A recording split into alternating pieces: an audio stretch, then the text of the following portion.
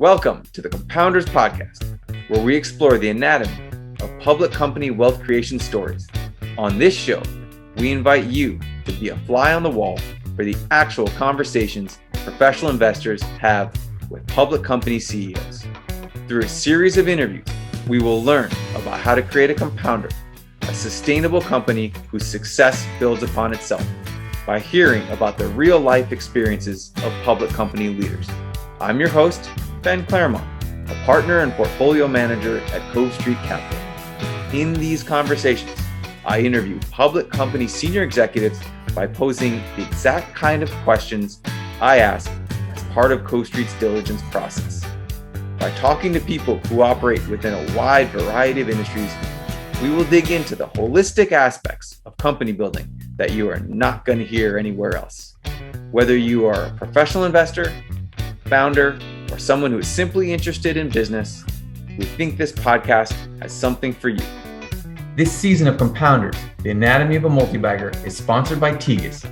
Tegas is an innovative and disruptive company that is changing the way professional investors work. For more information, please visit their site at tegas.co. All opinions expressed by your hosts and the podcast guests are solely their own opinion and do not reflect the opinion of Cove Street Capital or any affiliates. This podcast is for informational purposes only. It is not investment advice and should not be relied upon for any investment decisions. We are not recommending the purchase or sale of any securities. The hosts and guests may be beneficial owners of the securities discussed. You should not assume that the securities discussed are or will be profitable. My guest on the show today is Sean O'Connor, the CEO of StoneX, a $1.2 billion market cap financial services company that generated over $50 billion in revenue in fiscal year 2020. Sean became the CEO of International Assets Holding Company in 2002 and was a key architect of the 2009 transformational merger with FCStone that serves as the foundation for what StoneX is today. During his tenure, the company has been quite acquisitive and has added several new product lines and geographies. Currently, StoneX is involved in a number of businesses, including risk management and hedging services, commodity trading, equity securities trading, international payments, and foreign exchange services. Sean has been a steward of a stock that is now 3.5 times higher than it was when the FCStone merger closed, a period of time in which book value per share is up over 4 times.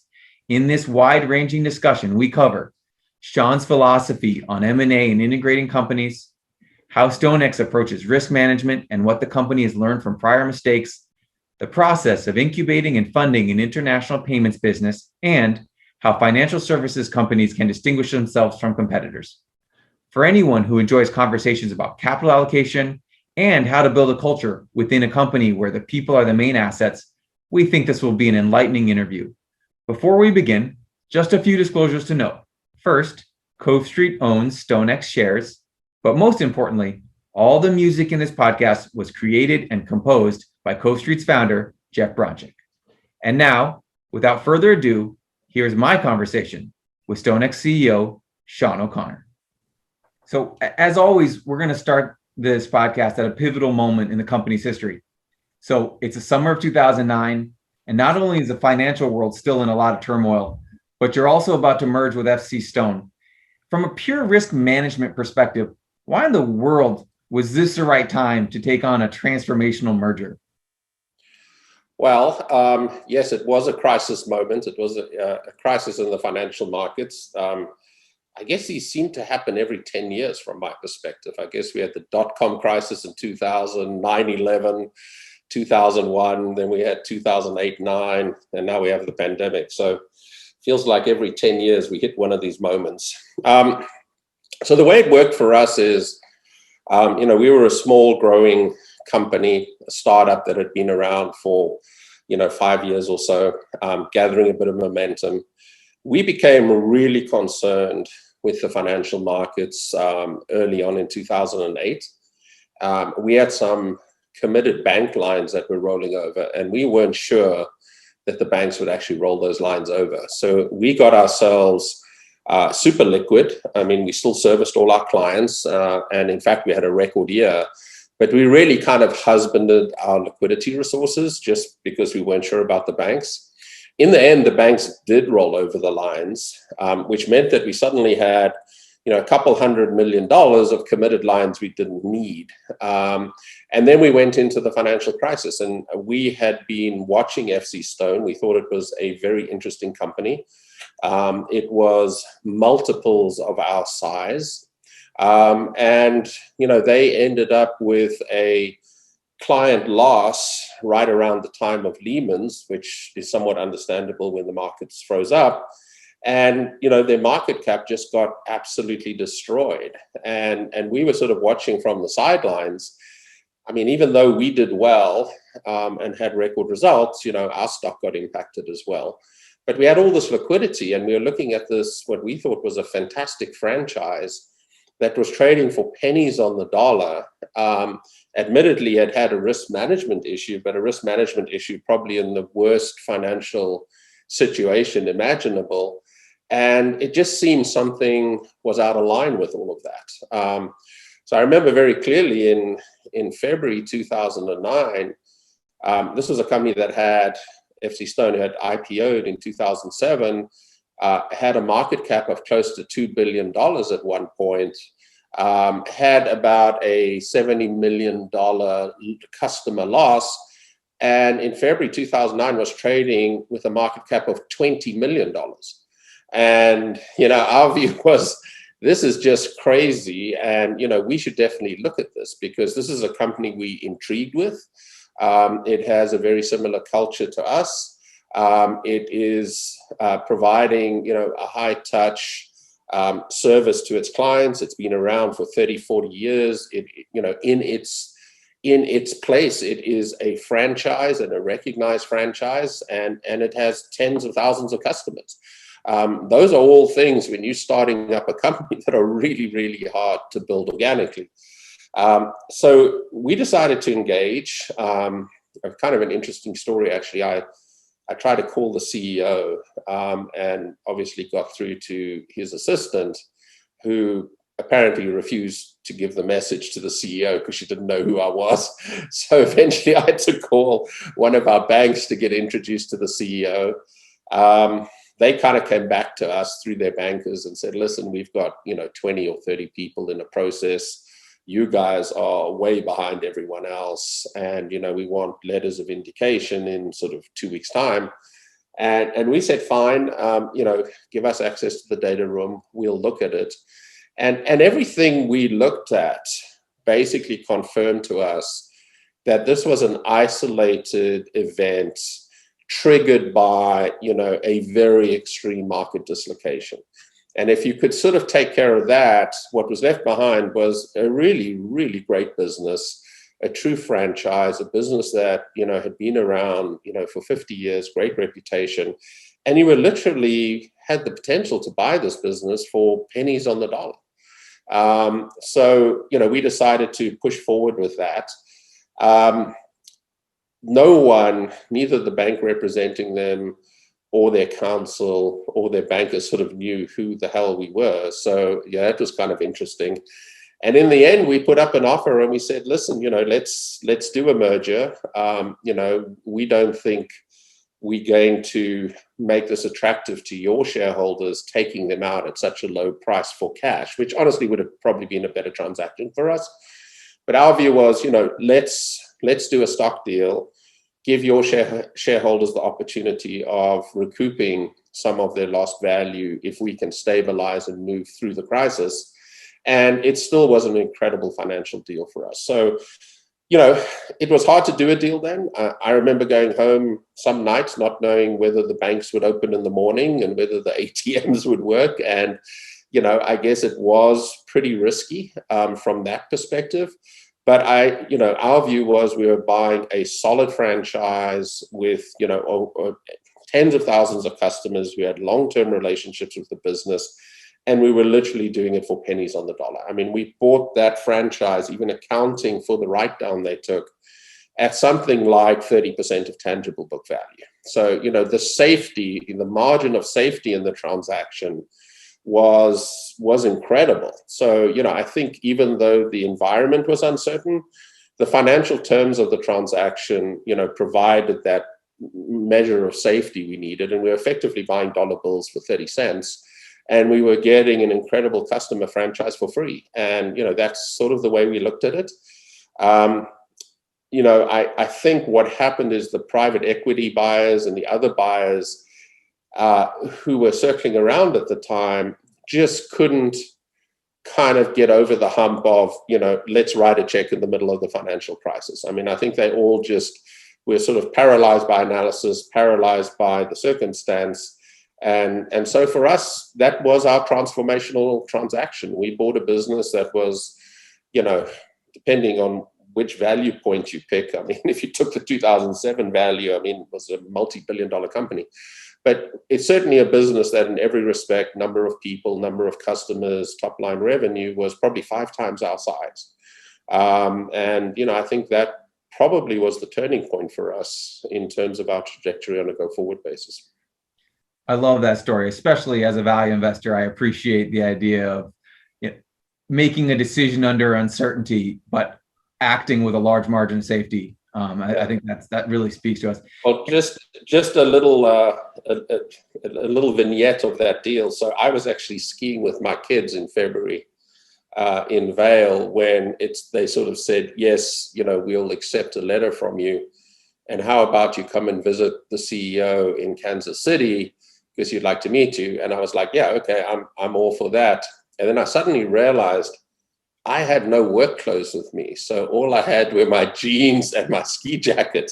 So I literally jumped on a plane, went to Kansas City, and there was this very awkward moment where I walked into the room and there were sort of 4 of the management team, 5 bankers, 4 lawyers, all in suits. And here's this guy, in jeans and a ski jacket with no advisors walking into the room. So it was pretty comical, actually. So anyway. That is a really funny story. So, this is something that I often think about in deals where the minnow swallows the whale. I think it can often be a difficult transition and cultural fit and stuff like that. How did you, looking back in hindsight, but even a couple of years after the deal, how did that work? And was there any, were there any issues where we're being swallowed by the minnow and some of the people are not happy about that? And then maybe also, like, how did it work with Paul Anderson, who was the CEO of FCStone, staying on and having two kind of CEOs in the kitchen at the same time? Yeah. So that was definitely an issue. I mean, FCStone was a very proud company. They had just IPO'd 2 years previously. They were one of the sort of hot IPOs of 2007. They IPO'd just after the CME IPO'd, and those companies were sort of hot at that time. And it was a sort of fall from grace a little bit. And I think people who had worked there had all worked there for a long period of time. They'd all worked for, actually, Paul goes by the name Pete, by the way. But anyway, they'd all worked for Pete Anderson for a long time and liked him. So I think it was a really tough spot for them, but I think they were faced with a situation that even though the company was financially sound and probably could have continued without us investing in them, there was a crisis of confidence, all because this happened inside the financial crisis. Had this not happened inside the financial crisis, I think it would have been a different scenario. And they really needed a kind of a white knight in a way. They needed someone to change the page and sort of give confidence to the clients mainly, right? Not the market so much, but the clients, that the company was viable and that their people could stay and continue to transact with the business. So even though people were a little bit, I guess, concerned and frustrated with what had happened, I think there was a realization that even though in some senses you could say we took advantage of the situation, I think we provided them with kind of a lifeline to keep the business going, right? And so I think there was definitely a huge amount of appreciation for that, because they were at the point where if customers started leaving them, they would have had sort of a run on the bank situation, and that would have ended very badly. So I think that was the situation we found ourselves in. But we were 150 people and they were 600 people. Their business was so much bigger. And our view was we took a very slow approach in terms of, reforming the company. And there were a lot of things that we wanted to do different, needed to be done differently. And obviously you're also in a rapidly changing regulatory environment. So, there's a lot of change we had to impose on the business and to a certain extent on the culture of the business. But I think we did it in a very collaborative way. We did it in a very phased and soft way, because our view was they are bigger than we are. And if we lose the confidence of these people, or they get angry about the changes we're making, or their view is we don't appreciate their culture and their business and their legacy, that's going to be a big problem for us. So, I think we took it in a not passive way, but we're slow and deliberate with the changes we've made. I think since that, we've done probably over 20, 25 acquisitions now. And our view is we've sort of changed how we do that. We've become much more assertive when we've taken on acquisitions. These acquisitions have all been smaller, so that's obviously a lot easier. And, typically if the culture starts off as a good fit, even if you are more assertive, it's not traumatic, right? So, but certainly with FCStone, we took it slow, and I think there were some frustrations over time. Probably with us imposing more process over the business, more discipline over the business. And then, of course, the regulators did the same thing. And, that was kind of a new environment for a lot of the people at FCStone, because the business, really was very lightly regulated prior to that. I think FCStone, sort of had minimal process around their business. They weren't unlike any other in the business. And us coming from a banking environment really sort of upped all of that to, try and make the business more institutionalized. So it was a little bit of friction, but I think we got there in the end. And, we didn't lose any of the people there of any significance. Almost everyone is still with us. As to your question with Pete Anderson, Pete was great in the whole transaction. I mean, he knew that I was going to be CEO. It was made very clear to him. We definitely wanted him to keep on to help with the transition, because he was so much the heart and soul of the business. And I think it was it's always tough when you've been the boss and you're not the boss anymore, right? And I think Pete and I worked very well during the transition. We didn't have any real issues. I think Pete added a lot of value. But I think there comes a point where you've been the CEO of a company, you've seen it through a transition, you've placed it in, safe hands for the next chapter of expansion, hopefully. And Pete got to that point, and then I think his view was sort of, I'm ready for something different. So, it was very amenable. I mean, we didn't ask him to leave. We would have been happy for him to stay on, but I think his view was, I'm comfortable that I've transitioned the company. I've enjoyed being here, but want to do something else. So, and we found that same situation with some other acquisitions we've had. We've simply kept the senior people on. We've normally liked them. We normally think they add value.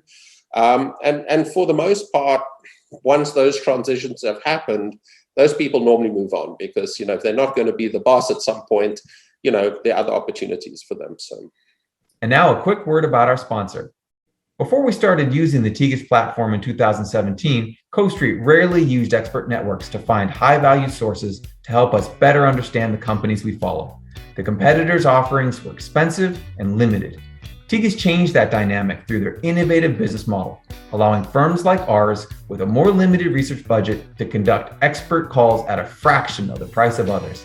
Tegas then records, transcribes, anonymizes, and posts a transcript to their platform for subscribers to learn from. Every new Tegas customer makes the platform stronger through deeper and richer transcripts, and I've personally seen the growth over the past 4 years. The Tegas network of experts and platform of previous calls has made the service an indispensable part of our investment process. In fact, we now use the word Tegas as a verb. If you haven't tried Tegas before, I highly recommend going to tegas.co for a free trial and to start Tegasing your research. One thing that you said that really perked my interest was your change in strategy as opposed to an acquisition. So obviously, FCStone was a big transaction, and smaller ones are different. But I'd love to know, in terms of integration and centralization, versus leaving the businesses alone. I'd love for you to dive a little deeper into how that's changed. I think we've always adopted the same fundamental philosophy. And I think if you look in our annual report, I think it's written there somewhere. And this really started when we were a startup. I mean, 2003, we were a startup with 5 people, started in a bar in New York City and decided to build a financial business. And one of the reasons I think we were able to scale over time from sort of 5 people to over 3,000 people now is because I think we got the model more or less right. And the model really was, in the financial services, there are a lot of incredibly smart people, typically dominated by sort of alpha characters. They all are entrepreneurial in some way. They want to make money. They view themselves that way. And, what we provide is a great platform for those people to come and build their business with us as partners, right? I mean, that's sort of how we think about things. Our job is to control, the infrastructure, the risk, and allocate resources. So typically what we do is make sure that, every business head knows the sandpit in which he's playing. He knows exactly where the borders are, how many resources are dedicated to him, what the strategy is, what the risk tolerance is, what he has to do if he wants to change any of that. And that is controlled very centrally, right? But the day-to-day decisions on how am I going to go execute my business are really up to our business heads. And we give them a fair amount of latitude to do that. We obviously want to make sure that the culture is correct and the strategy is correct, but we're not calling the plays, right? So we're setting the field, we're putting the referees on the field, and these guys are the quarterbacks. And, they play the game, and as long as they follow the rules and we calling, whether the ball's in or out of bounds, I mean, they can continue to build their business. And I think that models work really, really well for us because people get frustrated at bigger organizations when they feel like they don't have the ability to grow their business.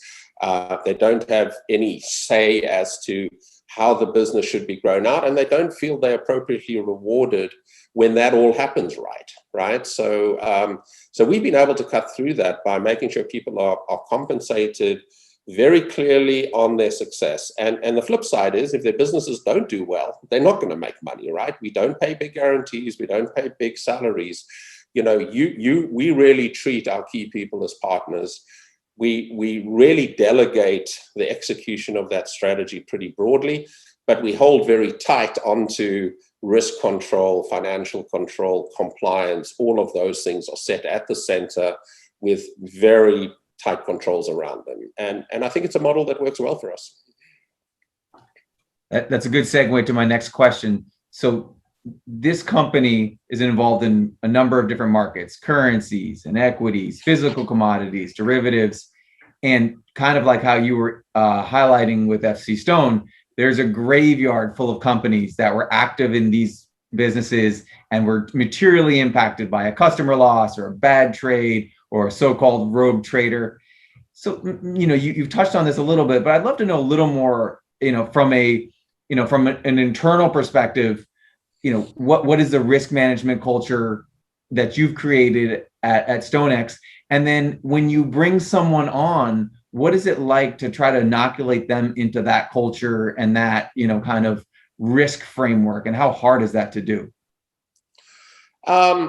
That's a great question. And I think it goes to sort of the core of our DNA, really, because we are in the risk business. I mean, we help people manage their risk. We provide access to the financial markets for our clients.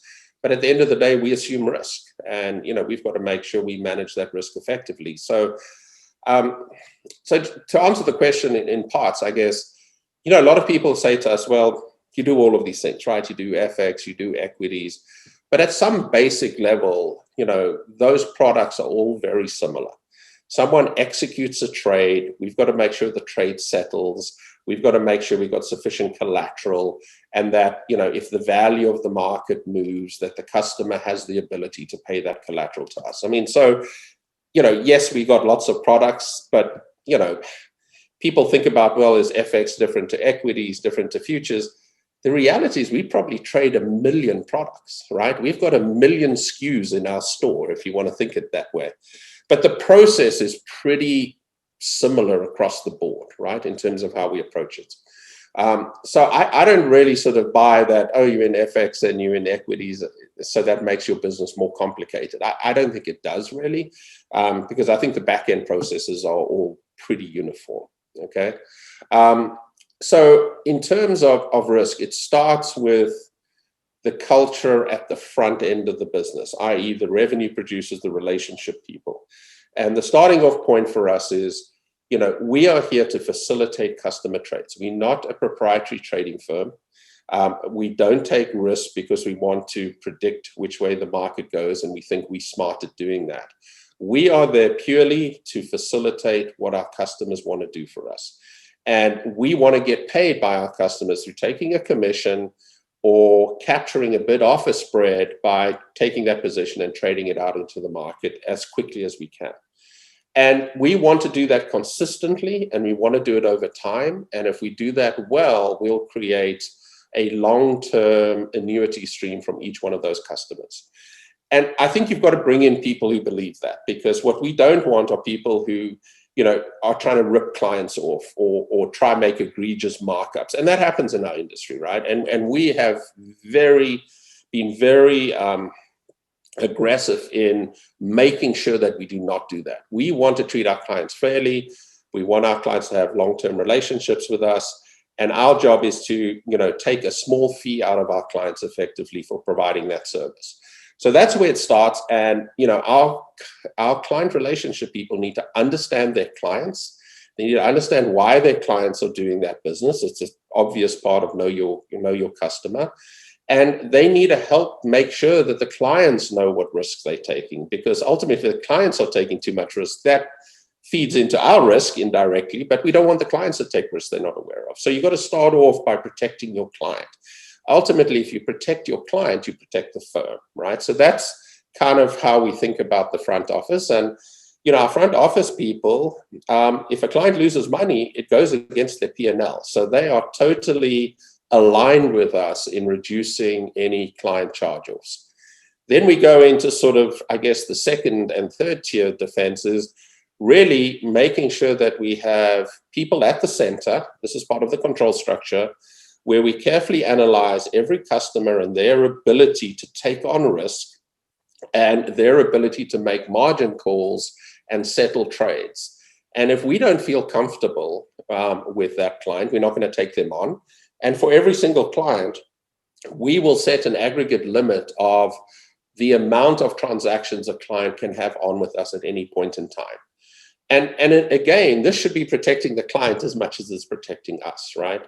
So if we get that balance right, we should all be on the same page. And interestingly, we've often have clients come back to us and say, this is crazy. Why are you putting a limit on me? And the limit you've put on me is, I want to trade much more than that. I'm a speculator. I'm a trading firm. I want to take more risk. And we often sit down with our risk people, with our clients, and go through with them the scenarios and say, well, hang on, if you really look at these scenarios, are you sure you want to take this risk? I mean, we're telling you not to take it, but you can go do it with someone else potentially. But do you really want to do that? And oftentimes, once we go through that process, people say, actually, you're right. I hadn't really thought about how exponential this risk could get. And yeah, you guys have actually helped me out in sort of limiting my appetite in a way and putting some discipline around my business. So we go through that very formal process. We set limits. We set limits on our trading desks as to how much risk we can take and how quickly we lay the trades off to the market, because we don't want to end up just being the other side. We set limits on how much risk each of our clients can take based on their ability to pay margin in an extreme situation. And all of that gets distilled down through our risk process. And, it's a lot of work. And I can tell you, this is a big part of the business we had to build, right from the beginning, and even more so when we took over FCStone, because one of the, we talk about that sort of FCStone transaction as being a transformational step for us, and it was. But it was more transformational than just the FCStone deal. what happened is the regulations of the financial world transformed from that point on, right after the financial crisis. And we all had to up our games. And in a certain way, I think the regulators were good at pushing people to really look more fundamentally at their businesses. I think for us, we always did that. But it was a bit frustrating to us that some of our competitors weren't doing that. And we would have these kind of conversations with clients who say, you're limiting how much I can trade, but your competitor, I can go there tomorrow and they don't care how much I trade. And that sort of places you at a bit of an economic disadvantage unless you can get that client to accept that as a rational view. And I think what's happened over time is the regulators have sort of forced people to be rational about how they think about risk. But it's a big enterprise. I mean, we have 300-400 people one way and another controlling what our clients do, whether it's through compliance, through the regulatory group, risk group, market risk. So it's work, it's what we do. And, if you do it, you have to be serious about it. So it starts with culture, but it also ends with just a lot of work and process verifying that, everyone is doing what they should be doing in the right way.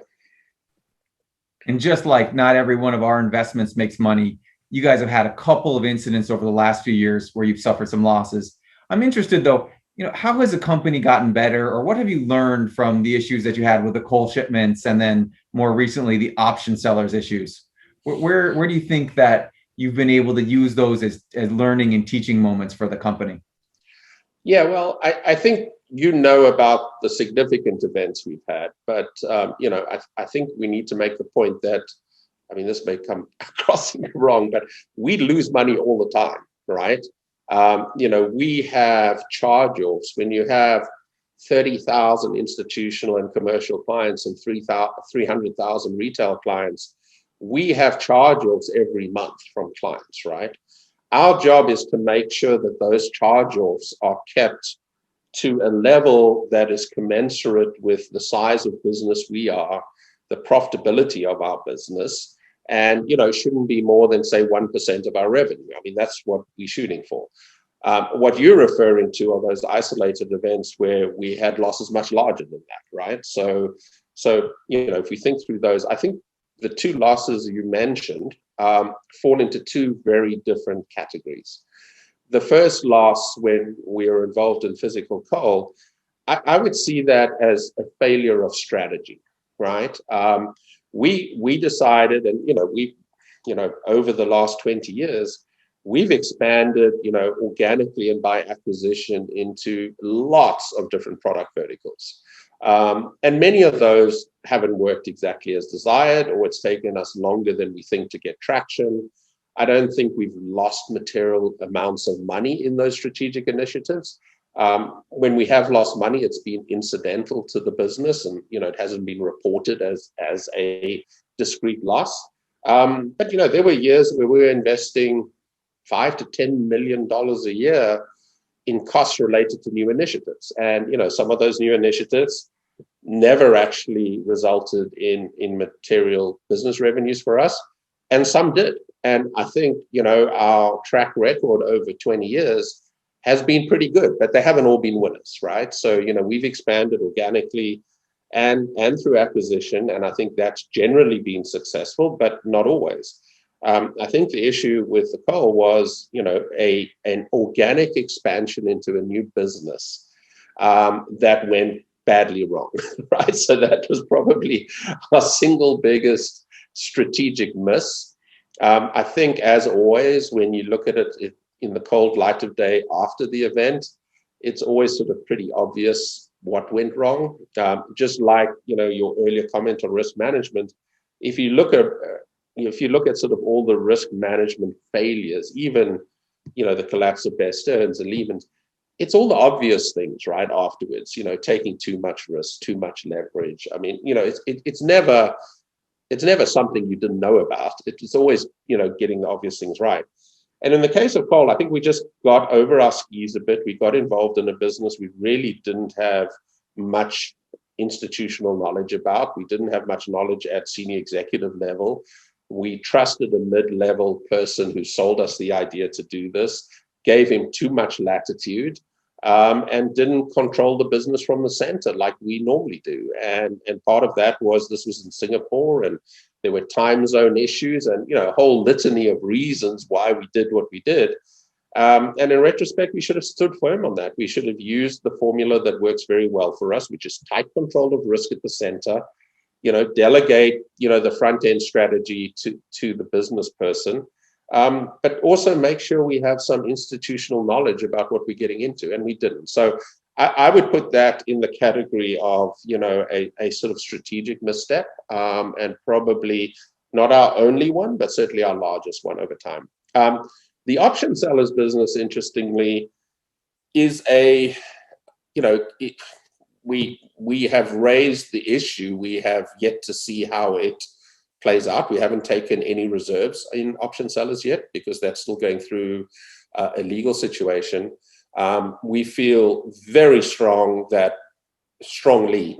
that entire situation was sort of a business as usual type event.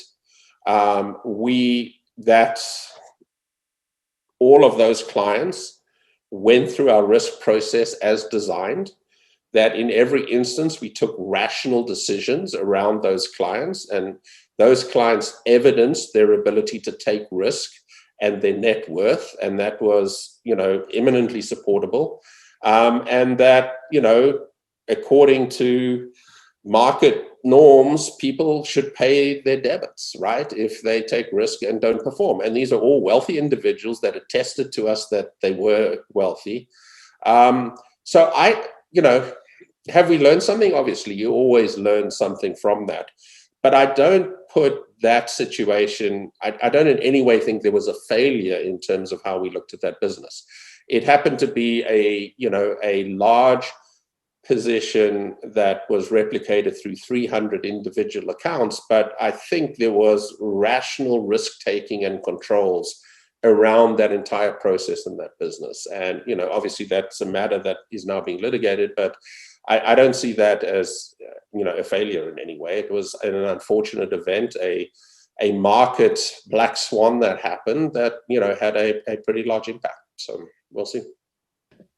So moving on from risk management and risk mitigation to something a little more positive and kind of company building.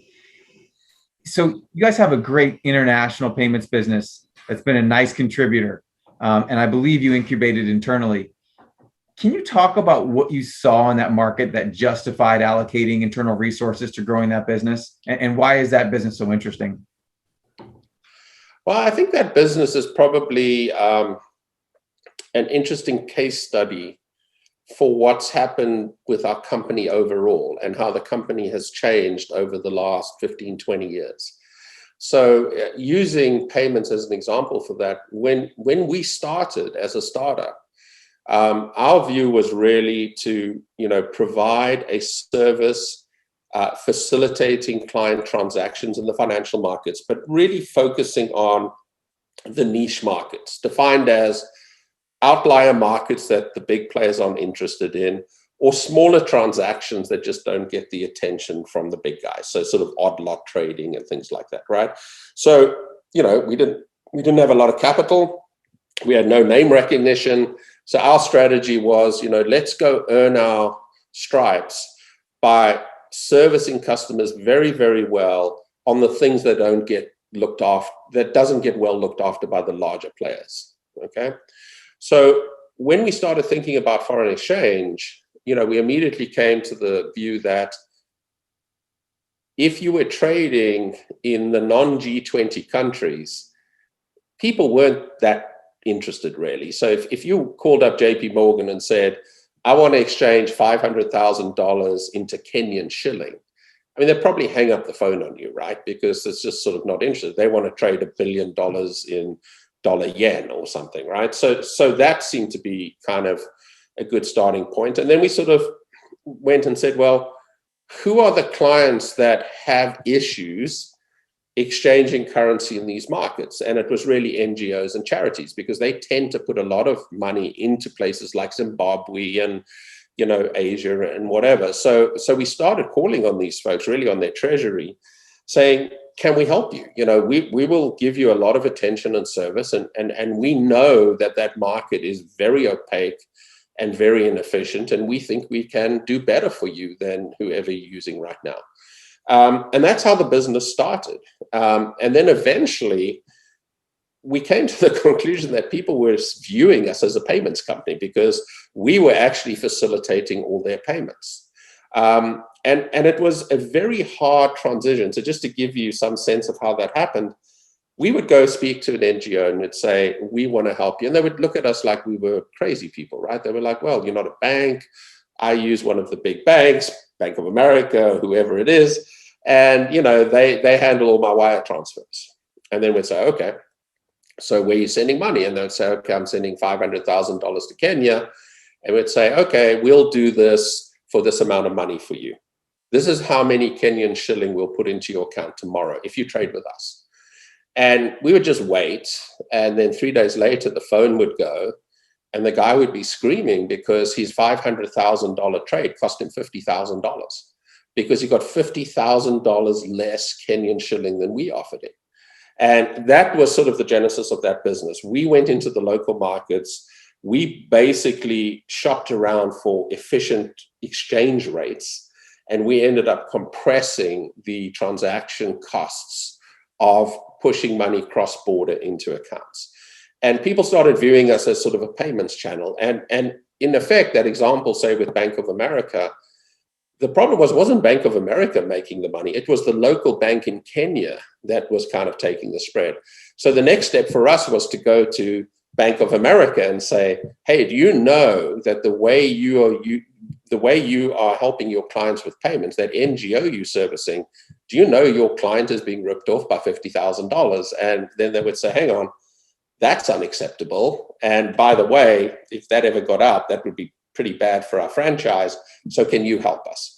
So then we started working with the banks, and that whole business has grown from, we are probably the dominant player with NGOs. And now, I think 14 of the top 15 banks in the world use us for payments. So I think that has started. So, if you sort of go back to the beginning, a very niche approach, and we've now become sort of a mainstream player in payments in 175 countries. That's not necessarily what we intended to do when we started, but it's how the business evolved. And on top of that, it started off as a very analog business. It was pieces of paper and getting on the phone and sending faxes. We joined Swift. We built a technology stack on Swift, and that became a technology offering. So, in some ways, I do think it's a good example for the whole of what we're doing at StoneX, in that we've moved from sort of niche markets to mainstream markets, and we've moved from old school analog into more of a digital sort of offering. And I think payments is an excellent example of that. As to sort of the moat around the business, and, there's almost no one on the planet that can efficiently execute cross-border payments in 175 countries. Not one of the large banks can do that. They come to us to fill in the gaps where they can't make the payments. We do it through APIs. It's super, technology oriented, very easy for anyone to plug in. And demonstrably, they're getting a better rate when they do it with us. And, what's frustrating with us a little bit is, if you look at some of these new payment companies that have sort of SPAC'd or IPO'd, you've got Wise and Flywire and a whole bunch of them. Almost all of those payment companies have less top-line revenue than we have. They all make massive losses, and we are very profitable. And they all have very bad unit economics. And a lot of them use us because despite what they say, they don't have the in-country networks that we have. And yes, they all trade at a $6 to $12 billion valuation. So, it's sort of very strange. And that's an interesting kind of segue into something that, I approach a little trepidation, which is cryptocurrency and that world. And I don't, this isn't about, I'm not trying to get into your thoughts on crypto as a, asset class, but in terms of looking at threats and opportunities for the payments business or StoneX as a whole, where, from a strategic point of view, what is your current position on how to handle the growing demand and seemingly fair amount of love for cryptocurrencies and the potential applications for cross-border transactions? So, our sort of mandate is to be there to facilitate the transactions our clients want to do, right? And to do them in an efficient, thoughtful, low-risk manner. And we actually do a lot of, I would say, indirect trading in cryptos, right? I mean, the derivatives are listed on the CME. We trade those derivatives all day long. There are crypto exchanges that are public companies, and we make markets in those entities. And our clients want us to do that. So we're very involved in that. What we're not doing is, running sort of physical wallets or trading physical Bitcoin, right? I mean, there are Coinbase and a couple of people out there doing that. We don't really see that as something we want to do. I think that's a highly specialized business. I think it's becoming a very crowded marketplace. I still wonder about the efficiency of that whole process. From what I can tell, if you want to turn Bitcoin into cash or cash into Bitcoin, either way, through a wallet, takes best case 7 days and, 7% margin, right? Or brokerage fees. So not a really efficient market. I mean, everyone talks about Bitcoin as being this uber efficient, super, low latency payments mechanism. I think certainly now it's the reverse of all of that, right? If something takes 7 days to turn into cash and it costs 7%, I'd rather use my credit card, right? I mean, that's a lot easier. So anyway, so we are active in the Bitcoin space. I don't think we are going to become a physical exchange or run wallets anytime soon. And, on the payment side, I think, if you think about it, we don't really care if Bitcoin becomes a currency because it's just going to become another currency, just like the dollar or the euro. Our real value add on our payment side is turning those G7 currencies into local currency that can be spent in the local market. The only time Bitcoin becomes a risk for us is if you can go to Kenya and you can pay your lawyer in a Bitcoin and you can buy a restaurant meal and you can go to Zimbabwe and Brazil and do the same thing, then no one's going to need to exchange currency. But I'm just not sure that's going to be in my lifetime, to be honest. Maybe I'm denying the inevitable, but I don't think that's going to happen. But we watch closely, and if Bitcoin becomes a medium of exchange between banks and on an institutional basis, there's still a role for us to exchange that Bitcoin into local currency, and we have the best way of doing that, right? So that's really sort of our value on the payment side. That sounds like a pretty rational assessment of both the threats and the opportunities. Yeah. So in financial services in general, there's just a lot of competition, and some of these, some of the services and products you're offering are pretty ubiquitous across the competitors and to some extent commodities. So I'm interested to understand how you think about building a moat within financial services, and if you do build a moat, what are the key sources of that? And we talked a little bit about payments, but maybe outside of payments, where would you highlight some competitive advantages within what you've built at StoneX? Okay, and I think this ties in kind of neatly to your starting off question, which is, sort of the FCStone moment, which was the financial crisis, and what's happened since. And I think for us and for me, sort of being at the coalface in the industry, looking back on it, the last 10, 12 years, there's been massive change to the financial markets and a big shakeup in sort of the playing field, right? So let's go through that. So I think what we saw, obviously, is sort of Dodd-Frank got introduced, and there was a much more rigid, regulatory approach around capital and having sufficient capital to support your business. And everyone had to start thinking a bit differently about that because, to prevent, a repeat of Lehman's and Bear Stearns, people were looking at leverage and was there enough capital to support the business? And that impacted us, right? We had to put more capital than we ever had to before. Now, we always ran our businesses sort of commercially, and we always took the view that commercially we needed capital to run our businesses. So it didn't really change that much for us. But I think for a lot of people, it meant more capital was needed, right? In addition, more cost was needed and more infrastructure was needed because you had all the regulations that imposed a lot of process over your business. Again, I think a good thing, but an expensive thing. So what happened as a result of those two things was it became a lot more, you needed a lot more scale to be in business. And if I look back at the sort of industry and how it's developed and how it's impacted us, what we've seen is massive consolidation of entities that are smaller than us. And again, I think the reason why the FCStone transaction was so transformational, we maybe didn't even see it at the time, is it gave us enough scale to put us just slightly above that line, right? Where we could invest, we could bring on all the compliance requirements of the process, we had the capital, and we could survive. But a lot of players below us didn't. And there's been massive consolidation. Now, we've been a consolidator of those smaller companies. We've bought 25 of them. A lot of them we've just acquired their clients or their businesses. And just to give you some metric on that, if you just look at clearing FCMs in the US, so people who clear derivative markets in the US, prior to the financial crisis, there were about 250 round numbers, and now there's 60.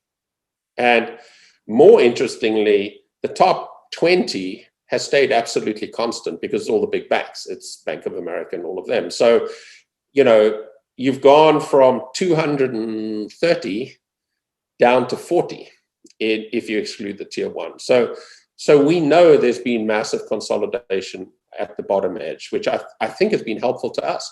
The reason we have managed to grow our client base by 5 and 10x over the last 10 or 15 years is because it's been easy for us to pick up clients. I mean, we'd like to think we're super good at it.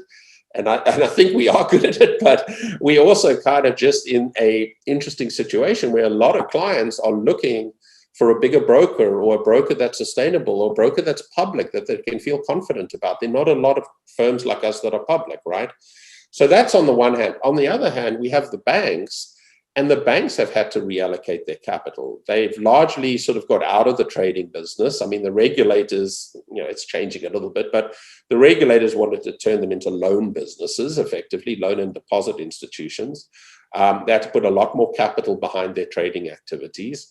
And as that rolled through, we have increasingly, and it is still going on today, see big swaths of clients pushed out of the larger banks. Now, it tends to be their smaller clients because, you know, they are placing minimum revenue, you know, per client, you know, a whole bunch of minimum criteria. And oftentimes the smaller clients just don't, you know, they don't carry the freight. So they get pushed out. So we've been picking up a lot of clients from the larger banks. So despite what you say about it being a very competitive industry, I think we've been in really interesting industry dynamics where it has made it relatively easy to pick up clients. It's hard to get a client if the client's happy where he is and there's no pressure for him to move, right? If a client is being forced to move or he's concerned about where he is currently and he's concerned about where his money's at, it becomes a lot easier to grab that client, particularly if we are offering the same breadth of services that the big banks do. We are seen to be a very credible alternative for people coming out of banks, and we seem to be a big step up for the people who are coming from smaller firms. So, you know, in a lot of ways, the financial crisis changed a lot, and it placed a huge burden on businesses. But in a lot of ways, that's been to our advantage because we've been able to absorb that cost and can carry the freight. And I think it's taken us to the next level. So, you know, so that's sort of one dynamic, which I think is interesting. In terms of your question about a moat, we took the view early on that if you think about sort of the entire life of a transaction that a client wants to do on an exchange. Let's say it's a commercial client who's trying to hedge his exposure to copper because he makes air conditioning units or whatever it is, right? There are a bunch of different elements of that trade. The first is just getting an execution. Now, you can just be a broker and you can just hunt around for the best price for your client. and you can charge him a commission to do that. That's one offering.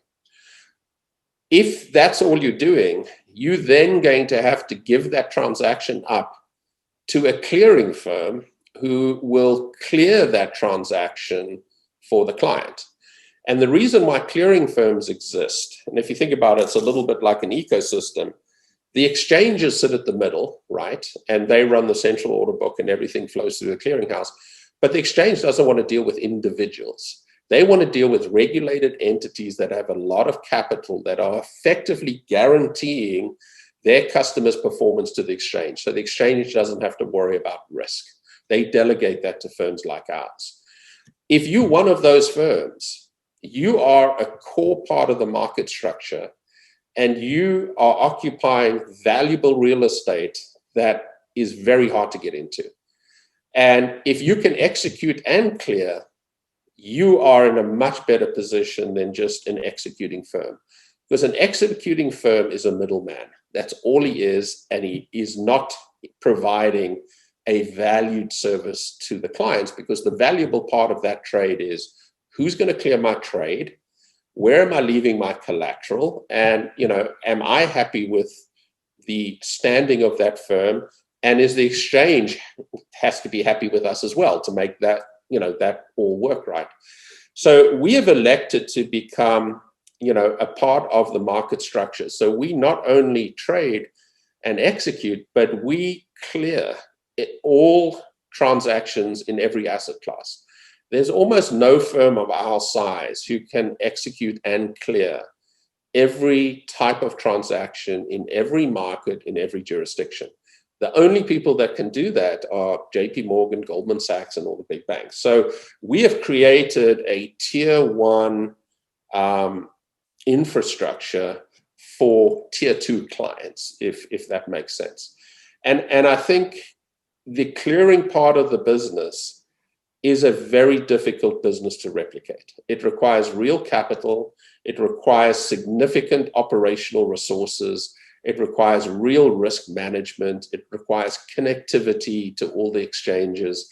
It's a very, very hard thing to replicate. I don't think it's valued correctly at the moment, and maybe clients don't even pay the right margin for that because they don't appreciate it. But we've decided to bundle those services, become part of the market structure, and I think what we have definitely has a moat around it, because I think it's very hard to replicate what we have.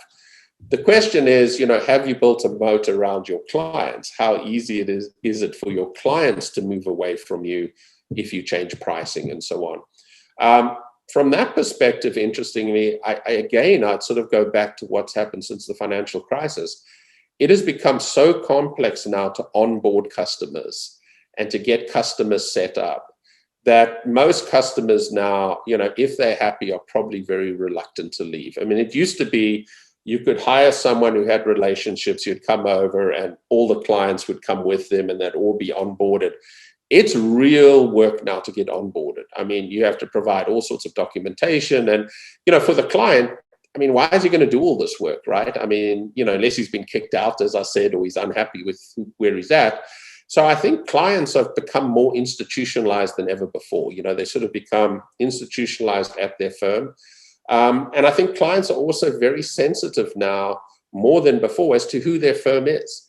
Before Bear Stearns and Lehman's, people would trade with anyone, really, particularly if you're just doing execution with them. I think now there's generally a standard that unless you have a minimum amount of capital, I think we get I think because we're public, it gives us even a better kind of view for our customers. They just don't want to deal with you. So this is, I would say the general theme is lots of consolidation driven by regulation, greater capital requirements driven by regulation, and us wanting to own some of that valuable real estate in the core market structure rather than just being a broker. So that's how we believe we've created something that has a moat and ultimately should have a franchise value, I would say. I think investors often think of regulation as a negative thing, but in reality, if you're an incumbent, regulation can actually benefit you because it either prevents other people from coming in, or it allows the winners to continue to win. So I'd love to hear a little more, and I don't think I ever hear investors ask management teams about this, but I think it's really important to be well regarded by your regulated, who are part of your stakeholder group. So I'm interested. You're regulated by so many different entities around the world. What is your approach to being a good actor in the industry and developing a constructive relationship with the regulators? Well, I'll just mention a little incident that happened with us in the middle of Dodd-Frank. So we are going through this wrenching process with Dodd-Frank where, parts of our business were unregulated, and suddenly we had 800 new regulations we had to comply with. And it was a big hill to climb, and it was a massive change in sort of culture and approach, particularly for the FCStone guys. And I remember everyone just being very miserable around the whole process. And on top of it, customers didn't know what they could do. So volumes were drying up. We weren't making much money. And we had a real almost morale issue at the firm. And, a lot of people were hoping, well, let's just wait till until we have an election, and maybe the administration will change, and maybe they'll roll this all back, and maybe we should just ignore it. And a lot of our other competitors basically said, well, we're just going to get out of those businesses, right? The businesses that have now become regulated, it's just too complicated. So we'll just narrow our product focus and do one thing. And then we sort of had an epiphany sort of as a team, and we said, okay, this is the way the world is now. If this is the way the world is, let's get really good at this stuff. Because if we have to deal with it, let's just take it head on, and let's become like the best we can be at regulation. Because if we do that, it's going to be a competitive advantage. And I think that was the mindset change that we went through. So we have taken the view, and we constantly talk about how regulation has driven our firm to greater things, right? How it's driven our customer acquisition, how it's driven our revenue, all fundamentally has come from regulation. Because, a lot of people have just not done it well, so they end up getting fined and they end up with problems on that side. Or they've narrowed their focus and they've just said, screw it, we're not going to do this, so we are just going to reduce our offering to clients. And of course, that doesn't help you with client acquisition, right? So I think our view was, we are in the regulation business. We should be really good at this. And, we want to be the guys who step out and are compliant as quickly as we can with the new regs. And we've just gone through a massive wrenching change, almost sort of the equivalent of Dodd-Frank in Europe with, all the changes there. And we were one of the first of our peer group who actually dealt with Brexit, who dealt with some of the changes over there. And so many of them just put their heads in the sand and just hope it's not going to happen. Right? Or, well, if it does happen, we'll just walk away from those clients, and we'll just walk away from that business. So I think we've taken, a pretty proactive approach to it is what it is. We just got to get good at it. And, we want to run a good business, and we want to make sure we're always doing the right thing. And, it starts with sort of tone at the top. It starts with how you deal with your customers, how you view your customers.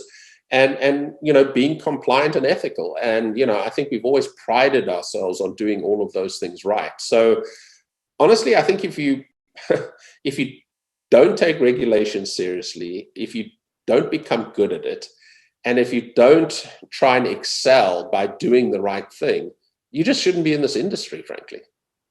Simple as that. So we've talked a lot about how the financial crisis and the FCStone deal have really been an accelerant for this company. And when the FCStone deal closed in the fall of 2009, the stock was around $16. It's over 60 now. What do you think? We've talked a lot about what you've done, but anything else that the key elements of that success that you could highlight, whether maybe talking about your, future or further acquisitions, maybe just talk a little more about what do you think's been able to help propel you guys so much over that 10-year period? Well, I think certainly the environment, as we've discussed a lot so far, has been a key help. But it's not just the environment; it's how we reacted to the environment. I think is really what's helped us, right? By taking on those challenges head on, put ourselves in a strong position to take on clients and grow. We were willing to look at acquisitions. I mean, acquisitions is not a strategy per se for us. I mean, we will look at acquisitions opportunistically, and if the buy gets us faster with less money than the build, then we will always look at that. But I think we've now reached a really interesting point. I mean, just in the last 2 years, we have 50% more revenue, 50% more capital, and 50% more clients than 18 months ago. So, part of that was the gain transaction and sort of the impact of COVID. And I think at the same time, we've sort of built this incredible infrastructure, which in my view is sort of unmatched other than the bulge bracket banks. And I think we have pretty low penetration of our addressable market. So, I think everyone's pretty excited about the trajectory going forward. And I don't think we need acquisitions, and we certainly never plan for acquisitions. And our challenge now is, and we've spent a lot of money over the last 10 years on technology, honestly, probably with little visible benefit at this point, because what we've done is put a lot of the foundational work in place on the technology side, and we're now starting to see a real cadence of delivery. And I think if we can sort of follow that progression that our payments business went through, where we can leverage technology, leverage the infrastructure we've built, which we think is sort of valuable real estate, leverage the critical mass and the fact we have a unique offering, that's really what's going to propel us going forward. And, I think there's a lot of optimism in the firm that we're in the right place, and we've got, the right products, and we're on the right kind of trajectory to leverage that. But, nothing goes in a straight line, and, the markets at the moment are pretty frothy, and, they won't stay that way. But I think if you look at this in 5 years' time, if we do our jobs right and we capture the opportunity, I think we'll be a much bigger firm than we are now. And given that, my guess is you feel to some degree that there are some aspects of your business that are not quite appreciated the way you think they should be. You mentioned the payments business. You mentioned, the power of the clearing business. But where do you think people looking at StoneX as a whole may be misunderstanding or underappreciating what you have to offer and what kind of company you've built? That's an interesting question. I mean, I guess the thing that's a little bit frustrating now is, with this boom in SPACs, and I acknowledge that these SPAC valuations may be fleeting. But if you look at some of the payment companies I mentioned that I don't think have the same infrastructure that we have and don't make the same money we have, and you look at what value the market's putting on those, and then you look at our clearing business, and one of our competitors, Apex, is in the middle of a SPAC, at $4 billion. And then you look at our institutional business, and which looks like some other companies out there that have SPAC'd. And if you sort of add those all up, and you look at our market cap, it's like, it's really hard to make any sense of that. But I would say, looking at our firm, and it's not something we particularly worry about. I would say, I don't think people truly understand the power of compounding. And, I think they always look at us through a pretty short-term lens, and they look at our returns and they sort of like it or don't like it. But if you look at us over, it's nearly 20 years, 18 years now since we started, we up 100x on every operational financial metric you can name. Our share price is up 100x, our revenue's up 100x, and our capital's up 100x. We've compounded at close to 30% annually for 18 years. And that's very powerful. And I don't think people really look at that long-term story. So, we put it out there and we talk about it a lot, but, I think everyone's sort of short-term, right? They look at Tesla's gone up X, or look at Microsoft, or this and that. And, it's really hard to compete with those short-term stories. But, I don't think people sort of look at our long-term track record. So that's one thing. I don't think people really understand the power of what we built and how hard it is to replicate that. I think, that is something that I don't think people really can get their heads around. And, I would say if we do our jobs right and we keep compounding and we keep moving, all of the numbers in the right direction, and we can show people how all these various capabilities create a financial ecosystem for clients that's unmatched, that's when we will get a franchise type valuation, which I don't think we have at the moment. I mean, Goldman Sachs is a franchise. JP Morgan is a franchise. We're not a franchise. And I think, at some point, people will start to recognize a franchise value. And that obviously changes how clients think about you. It changes how employees view you. And it changes how investors think about you, right? So, but I wouldn't do anything different. Our view is we're here for the long term. We've seen the power of compounding. I mean, you mentioned sort of how our stock's grown. And we've just got to keep doing what we're doing. And, more importantly, we've got to build a great business. I don't think you should worry about the stock price. I think you should build a great business. I think you should make sure you take care of your customers. And you should build a business that is built for the long term and built for greatness and built in the right way. And if you do all of those things well and you execute well, all of the other issues become pretty irrelevant, I think, right?